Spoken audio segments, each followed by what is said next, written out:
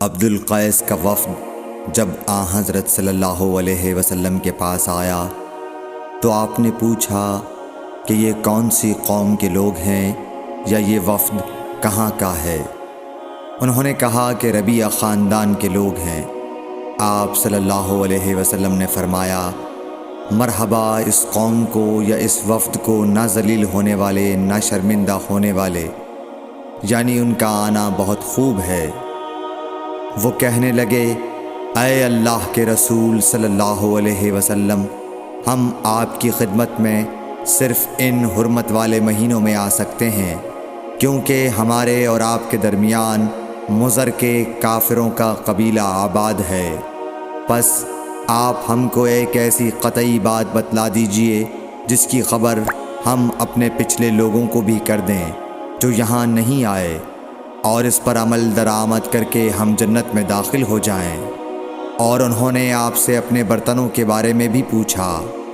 آپ صلی اللہ علیہ وسلم نے ان کو 4 باتوں کا حکم اور 4 قسم کے برتنوں کو استعمال میں لانے سے منع فرمایا۔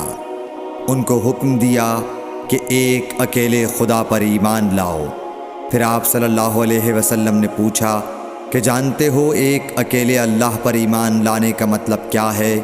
انہوں نے کہا کہ اللہ اور اس کے رسول ہی کو معلوم ہے۔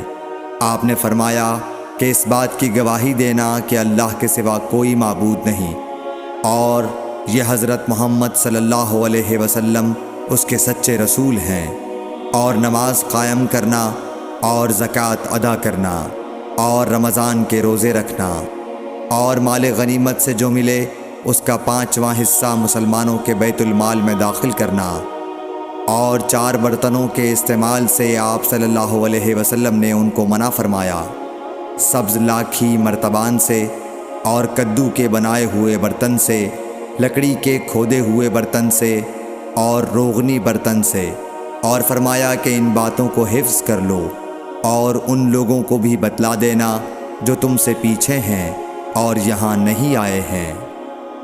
صحیح بخاری حدیث نمبر 53۔